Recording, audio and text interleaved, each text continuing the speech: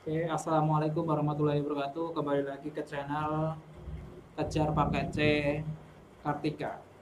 Kembali lagi dengan saya Dodit Setiawan Santoso sebagai salah satu tutor yang mengampu mapel bahasa Indonesia di kelas 12.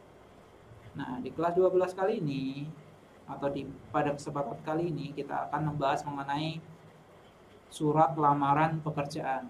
Bukan melamar sesuatu hal ya, bukan melamar orang ya, tapi melamar pekerjaan ya. Saya harap kalian mengerti dan memahami ya. Oke, sebelum kita lanjut ke materi inti, ada baiknya saya ingin menyapa tentang kabar kalian. Bagaimana kabarnya kalian hari ini atau kali ini? Saya harap semuanya baik-baik saja, dalam keadaan baik, sehat, tanpa suatu kekurangan apapun. Nah, tetap pakai masker, tetap jaga kesehatan, dan tetap di rumah, jangan kemana-mana sebelum pandemi ini musnah dari negeri kita tercinta, yaitu Indonesia. Ya, tetap ingat pesan ibu. Ya, oke, kembali lagi ke materi yang akan kita bahas, ya, yaitu tentang surat lamaran pekerjaan.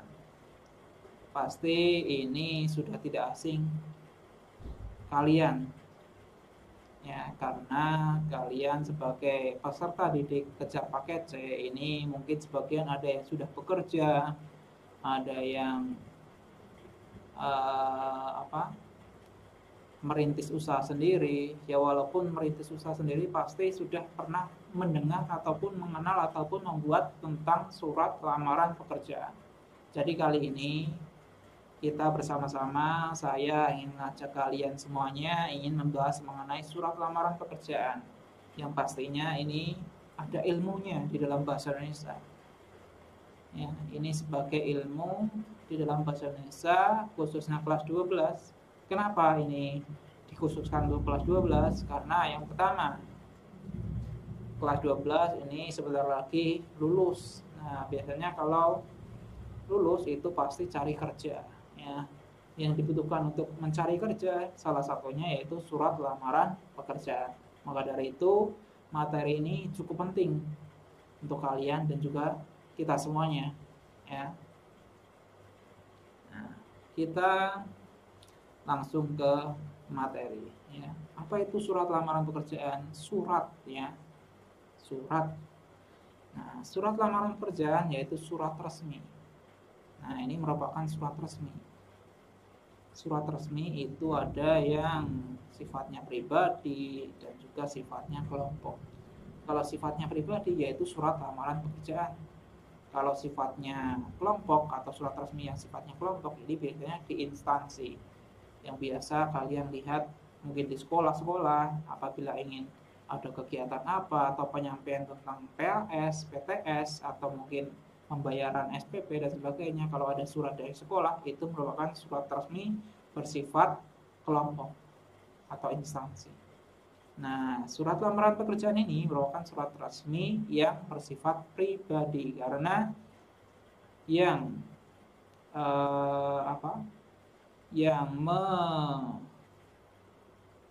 menunjukkan ke alamat atau ke objek yang dituju itu perorangan, tidak kelompok. Nah, surat resmi ini dibuat individu, ya. Setiap dari kita apabila ingin melakukan atau pelamaran pekerjaan, nah kita buat surat ini sebagai salah satu syarat untuk kita melamar pekerjaan. Nah, ini ditujukan ke instansi, ya, dengan harapan dapat terima sebagai karyawan atau mungkin langsung jadi bos, ya. Nah, yang paling minim adalah karyawan, ya, sebagai manajer dan sebagainya itu juga sebenarnya karyawan, ya. Oke, itu tadi pengertiannya bahwa surat lamaran pekerjaan ini surat resmi yang bersifat individu atau pribadi. Oke, paham semuanya? Paham. Oke, lanjut ke slide berikutnya. Cara penyusunan. Cara penyusunan dari surat lamaran pekerjaan ini dibedakan menjadi dua, ya. Yang pertama, nah ini harus kalian perhatikan betul, ya. Yang pertama ini adalah surat lamaran yang modelnya gabungan. Artinya surat lamaran ini sudah digabung dengan daftar riwayat hidup. Sering kan mendengar daftar riwayat hidup? Nah, apabila kalian belum paham mengenai daftar riwayat hidup, nah ini saya jabarkan. Daftar riwayat hidup itu adalah daftar mengenai rentetan kejadian tentang hidup kita, baik itu tentang kelahiran kita, tentang pendidikan kita, tentang prestasi kita, tentang keahlian kita, itu masuk semuanya atau dijabarkan semuanya di dalam daftar riwayat hidup. Paham? Oke, nanti kalau belum ada gambaran bisa kita lihat di contoh yang akan saya tampilkan di slide selanjutnya.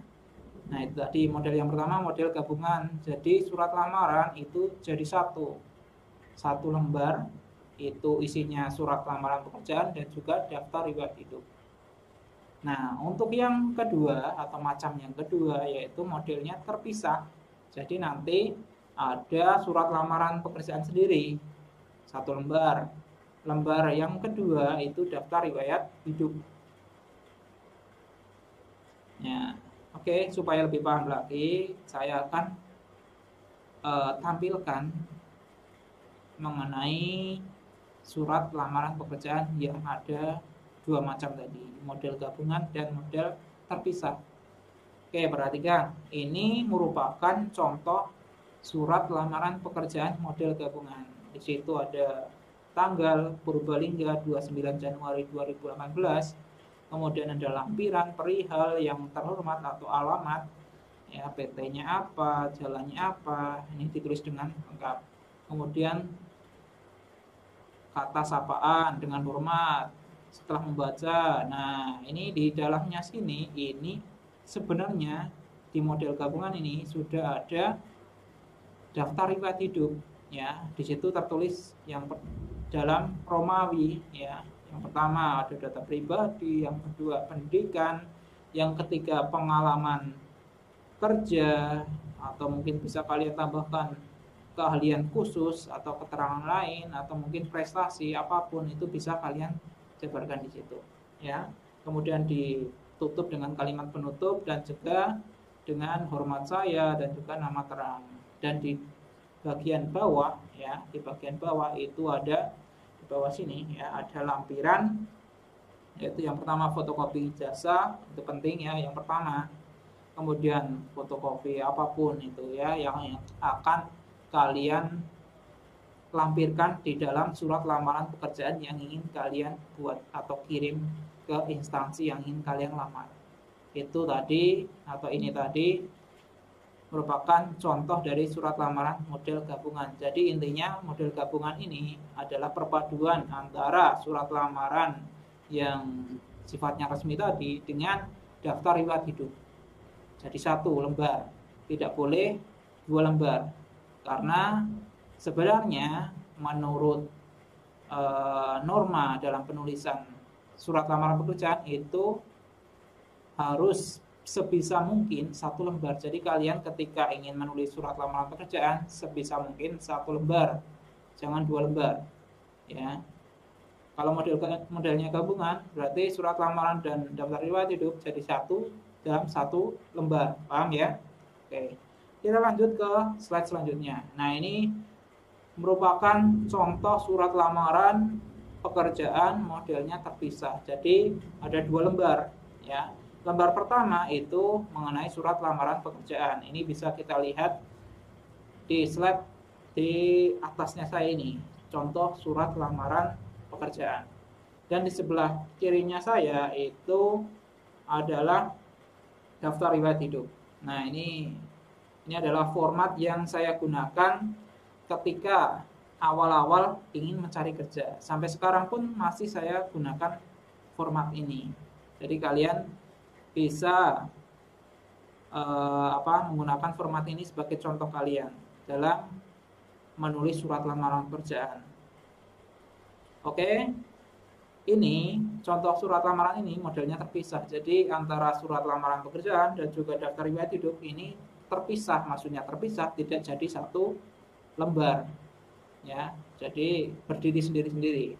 Kalau yang modelnya gabungan tadi semuanya gabung antara surat lamaran pekerjaan dan juga daftar riwayat hidup. Jadi ini berdiri sendiri, ada satu lembar surat lamaran, satu lembar lagi daftar riwayat hidup. Nah, dalamnya berbeda ya. Kalau di dalam isinya tadi ada, di dalam modelnya gabungan ini langsung ke data pribadi, pendidikan, pengalaman kerja, keterangan lain. Kalau di sini di dalam surat lamaran pekerjaan itu hanya nama, kemudian langsung ke daftar lampiran. Kalau yang modelnya gabungan tadi ini di bagian bawah ya, kita tulis sendiri. Kalau ini di dalam isinya ya, bahwa apa yang ingin kita lampirkan kita tuliskan di situ dengan format seperti itu ya. Oke. Kemudian untuk daftar riwayat hidup pun sama ya. Dimulai dari data pribadi, ada nama, ada jenis kelamin, tempat tanggal lahir, status, agama, nomor HP dan sebagainya, yang intinya tentang diri pribadi kalian, identitas secara umumnya kalian. Kemudian poin yang selanjutnya ini masuk ke statusnya kalian. Semisal pendidikan, nah SD-nya apa, SMP-nya apa, ini bisa kalian tuliskan semuanya. Atau pendidikan yang paling tinggi saja ya.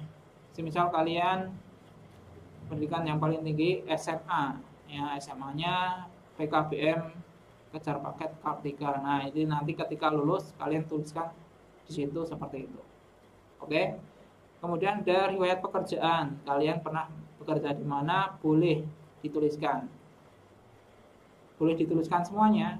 Tapi sebenarnya menurut teori itu, atau menurut pandangan orang-orang yang mungkin sudah ahli, nah ini sebenarnya rentang waktunya ini minimal atau maksimal 1 tahun. Nah, maksudnya dari kita ingin menulis itu rentang 1 tahun ke belakang itu kita pernah bekerja apa, atau dalam artian kita bekerja di itu sudah 1 tahun ya. Kemudian riwayat prestasi ya, prestasi apa yang pernah kita raih ditulis. Kalau tidak ada, tulis strip saja. Kemudian lain-lain, dan juga diakhiri dengan tanggal pembuatan dan juga nama terang. Oke, itu tadi contoh surat lamaran pekerjaan model gabungan dan model terpisah ya. Oke, sekali lagi saya ingin menjelaskan mengenai riwayat pekerjaan tadi. Jadi sedikit mengoreksi yang tadi, bahwa yang kita tuliskan di riwayat pekerjaan itu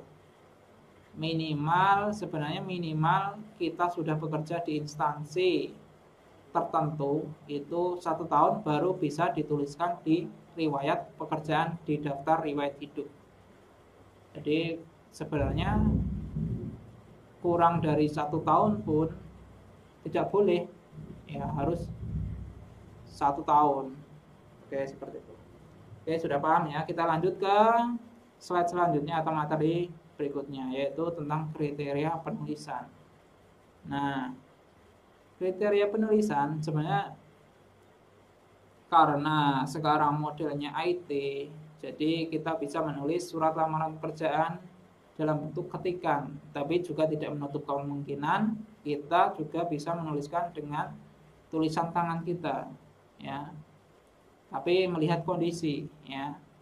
Kondisi, maksudnya kondisi di sini dilihat dari instansinya.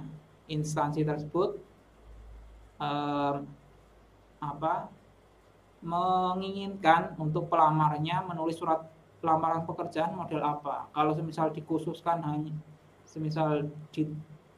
diminta untuk menuliskan tangan, berarti kita wajib untuk menulis surat lamaran pekerjaan bentuk tulisan tangan. Tapi kalau semisal tidak ada catatan tertentu tentang penulisan surat lamaran pekerjaan, kita bebas ya, bisa mengetik dan juga bisa menulis dengan tangan, ya. Oke, kriteria yang pertama, surat lamaran pekerjaan harus ditulis oleh pelamar, ya. Nah, ini untuk kriteria yang pertama, ini khusus untuk surat lamaran pekerjaan yang ditulis dengan tangan. Nah, surat lamaran pekerjaan harus ditulis oleh pelamar pada kertas yang berkualitas.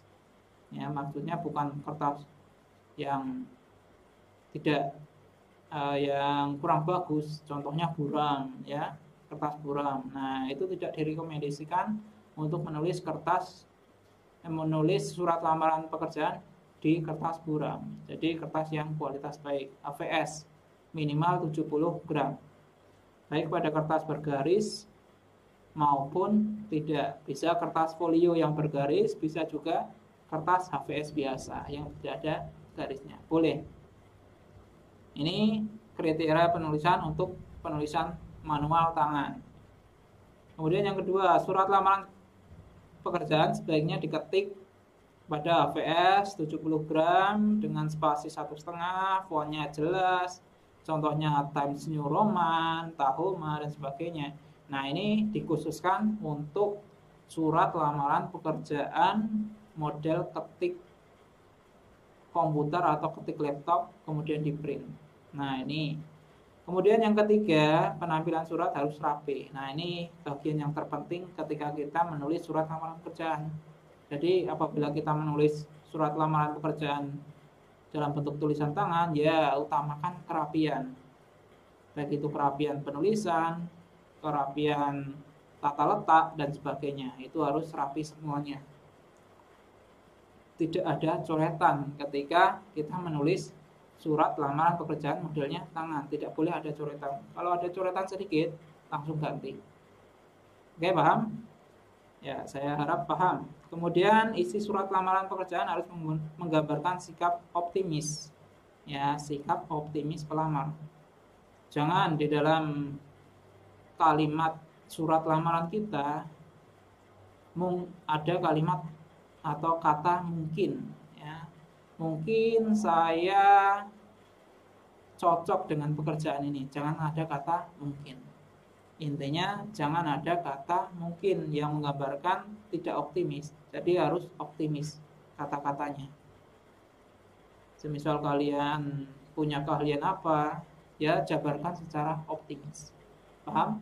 Oke. Kemudian isi surat lamaran tidak bernada memelas atau meminta dikasihani.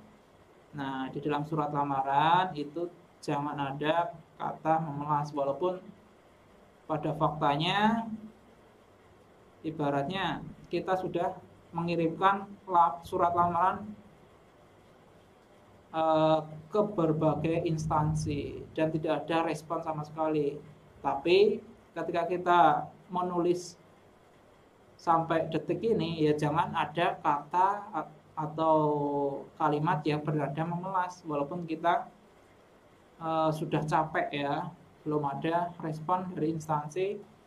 Nah itu jangan ada kata memelas, ya, kasihanilah saya dan sebagainya. Itu di dalam teks surat lamaran pekerjaan jangan ada kata yang nada memelas. Kemudian sapaan yang digunakan yaitu bapak, ibu, atau saudara apabila kita tidak mengenalnya, ya. Kemudian, kita lanjut ke bagian surat lamaran pekerjaan. Ini yang paling penting, ya. Yang pertama yaitu tempat dan tanggal surat. Ini diletakkan di bagian atas. Nah, ini yang paling terpenting. Ini ketika, ini contohnya, ya. Ketika kita menuliskan tempat dan tanggal surat di bagian atas sebelah kiri, maka hormat saya dan juga nama terang itu harus di sebelah kiri. Ini tujuannya supaya ada keserasian. Ibaratnya tidak berdiri sendiri. Apabila tanggalnya di sana, ya berarti akhirnya di sebelah kiri. Di sebelah kiri ya kiri. Kalau misal sebelah kanan, kanan semua. Oke, paham? Oke, seperti itu. Penulisannya itu dengan nama kota saja. Semisal kita ingin melamar di Purbalingga, di kota Purbalingga, ya kita tulis saja Purbalingga. Ya, semisal kita mau melamar di suatu kecamatan di Purbalingga, ya tulis Purbalingga saja. Ya. Apabila kita ingin melamar pekerjaan di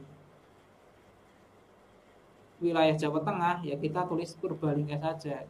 Ya, ini ibaratnya penulisan dari surat lamaran pekerjaan itu tempat dan tanggal pembuatannya di mana, gitu, pas kapan. Nah, itu Purbalingga saja. Apabila kita ingin melamar pekerjaan di luar Jawa Tengah, misal di Jakarta, ya kita tulis Purbalingga saja, jangan Jawa Tengah, ya, jangan kecamatannya kita, tapi Purbalingga saja sudah mewakili semuanya, ya. Oke, itu terkait tempat dan tanggal pembuatan surat. Bagian yang kedua yaitu lampiran dan hal surat. Nah, ini ada dua contoh. Saya tampilkan di sini di atas. Lampiran itu satu berkas, kemudian contoh yang pertama lampirannya satu berkas, perihalnya lamaran pekerjaan. Contoh yang kedua, lampiran 10 lembar, perihalnya lamaran pekerjaan. Perbedaan dari contoh atau kedua contoh di atas ini pada lampirannya. Kalau yang contoh pertama itu menggunakan berkas. Berkas itu ibaratnya bundle. Ya. Kalau lembar itu ibaratnya per lembar. Jadi sebenarnya saya rekomendasikan untuk contoh yang pertama. Karena kenapa? Ini lebih mudah atau memudahkan kita. Kalau misal kita pakainya lembar, berarti kita harus menghitung dari lembar per lembarnya. Jadi berapa lembar yang akan kita kirim, termasuk lampiran-lampirannya, dari surat lamarannya, dari daftar riwayat hidupnya berapa, lampirannya berapa. Nah, itu kita hitung satu persatu. Kalau kita menggunakan kata lembar, kalau kita menggunakan berkas atau bundle, itu ya otomatis satu berkas, satu bundle. Kita tidak repot untuk menghitung. Oke, seperti itu. Kemudian alamat surat, ya, alamat surat ini ditulis pada amplop dan juga pada surat lamaran pekerjaan kita, ya. Pada amplop itu ditulis kalau kepada atau alamat kita tulis di amplop sebelah kiri atas. Kalau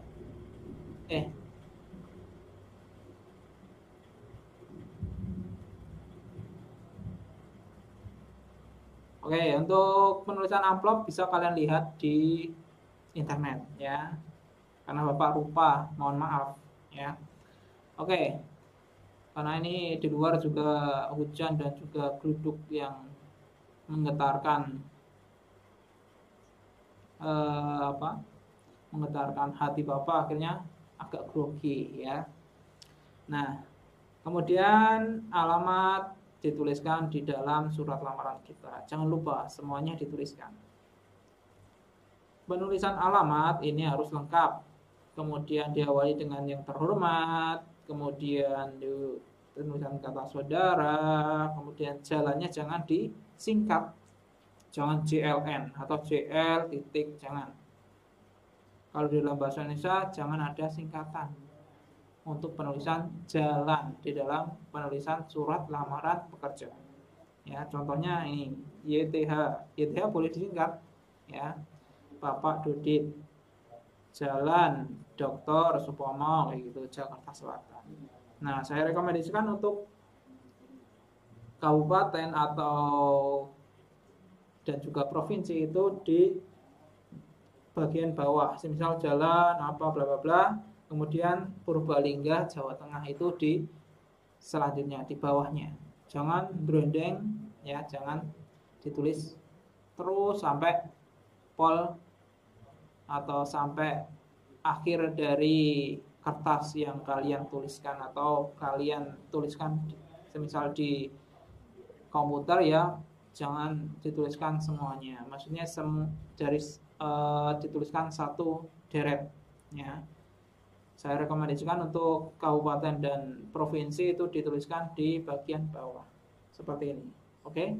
Paham, ya? Kemudian bagian yang keempat yaitu salam pembuka dan salam penutup. Salam pembuka ini diawali di bagian awal setelah alamat surat dengan hormat.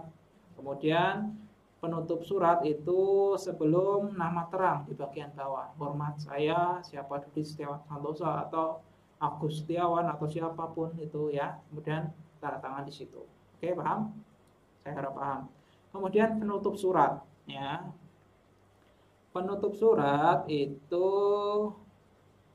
tidak perlu ada kata gantinya, tapi pakailah kata saudara, bapak, ibu. Nah, itu gunakanlah itu, tapi jangan gunakannya.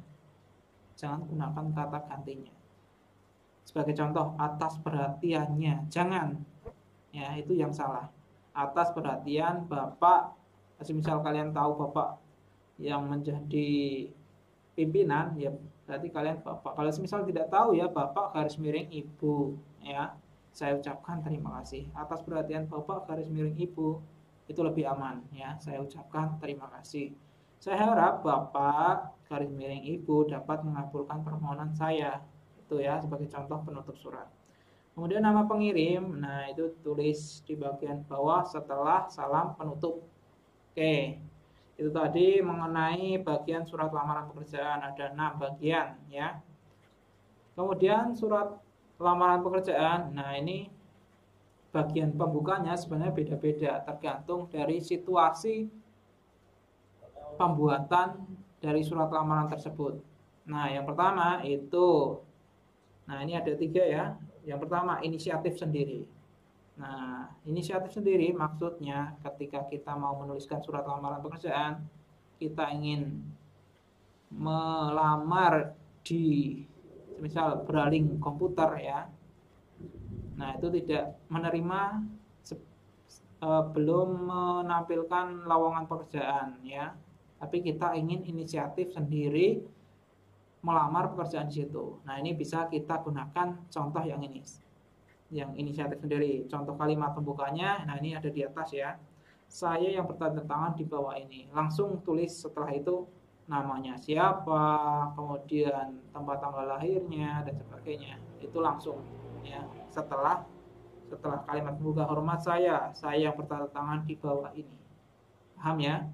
Kemudian macam yang kedua yaitu informasi dari seseorang. Apabila kita mendapatkan informasi dari seorang, bisa kita tuliskan dari contoh yang ini, dari sebelah sini ya. Informasi dari seorang, contohnya misal hormat saya berdasarkan informasi dari Bapak Dodi Setiawan Santoso bahwa CV Braling, nah itu semisal ya, itu kalau semisal dari seseorang bisa kita tuliskan sumbernya dari mana, bapak siapa atau ibu siapa atau saudara siapa ya, itu bisa kita menuliskan di kalimat pembukanya seperti itu. Kemudian nah ini yang lebih banyak biasanya dari iklan, baik itu dari koran, majalah, dari internet, dari TV dan sebagainya.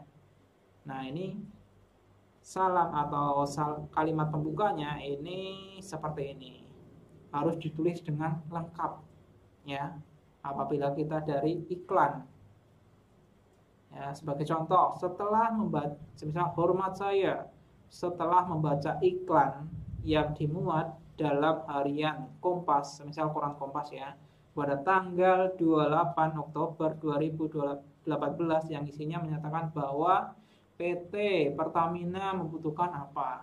Nah itu bisa kalian tuliskan secara detail dari sumbernya, dimuat di koran apa, pada tanggal apa, isinya apa. Nah itu harus ditulis selengkapnya ya, kalau dari iklan. Contoh yang kedua, kalau tadi setelah membaca iklan, nah berdasarkan iklan lowongan pekerjaan yang dimuat, nah biasanya saya menggunakan yang kedua, berdasarkan iklan lowongan pekerjaan yang dimuat dalam harian Kompas 28 Oktober 2015 yang isinya menyatakan bahwa PT Dagadu ya, misalnya ada di Jogja ya. Nah, itu membutuhkan karyawan bagian desain ya. desain gambar ya. Nah, semisal itu ya. Itu berarti tuliskan secara lengkap ya. Oke, paham ya? Untuk perbedaan dari pembuka surat lamaran pekerjaan. Nah, ini sebenarnya ada dua lagi. Total ada 5 ya. Tadi inisiatif sendiri ya. Kemudian informasi dari seseorang, kemudian iklan ya. Ini ada 2 lagi. Nah, yang pertama permintaan dari instansi, permintaan dari instansi kepada kepala sekolah. Sebagai contoh, berdasarkan permintaan tenaga kerja dalam bidang tata boga melalui kepala sekolah. Nah, ini berarti sumbernya dari mana? Ya, kita tuliskan secara lengkap. Kemudian yang selanjutnya yaitu pengumuman resmi dari instansi. Ya, berdasarkan pengumuman nomor apa? Biasanya pengumuman itu ada surat atau di suratnya ada nomor suratnya. Nah, itu apabila kita dari surat resmi, kita gunakan contoh yang ini. Ya, pengumuman resmi di instansi. Paham? Oke, contohnya seperti ini. Oke. Ini kita sudah membahas semuanya. Tadi kita membahas mengenai pengertian, kemudian cara penyusunnya, ada 2 macamnya, yaitu gabungan dan terpisah. Kemudian kriteria penulisannya bagaimana, bahwa penulisannya bisa ditulis tangan dan juga bisa diketik memakai komputer atau laptop. Kemudian bagian suratnya ada 6 bagian, kemudian surat lamaran yang diajukan ada 5 macam ya dari kalimat pembukanya. Oke, sampai sini saya harap semuanya paham mengenai materi surat lamaran pekerjaan. Apabila ada pertanyaan, boleh kita saling sharing-sharing di sini.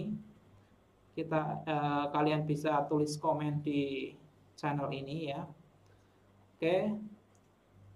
Sebelum saya tutup, semoga apa yang kita pelajari kali ini bermanfaat untuk kita semuanya. Dan mohon maaf apabila ada kesalahan dalam bertutur kata, mohon dimaafkan ya.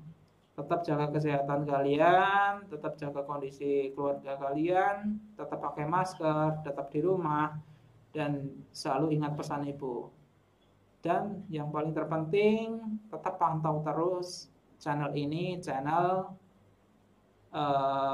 tentang kejar paket C Kartika, karena di sini banyak sekali informasi yang kalian dapatkan. Yang pertama tentang materi pelajaran dan juga hal-hal yang lain. Tetap pantau terus channel ini karena secara tidak langsung akan bermanfaat untuk kalian semuanya. Oke, terima kasih. Sekian dari saya, sekian dari kami. Terima kasih, sampai jumpa di pertemuan selanjutnya atau channel video selanjutnya. Tetap semangat dalam belajar, jangan pantang menyerah walaupun kita dalam kondisi seperti ini. Tetap gali terus ilmu kalian, tetap semangat dalam bekerja dan juga menuntut ilmu ya. Salam untuk keluarga kalian di rumah ya. Terima kasih. Wassalamualaikum warahmatullahi wabarakatuh.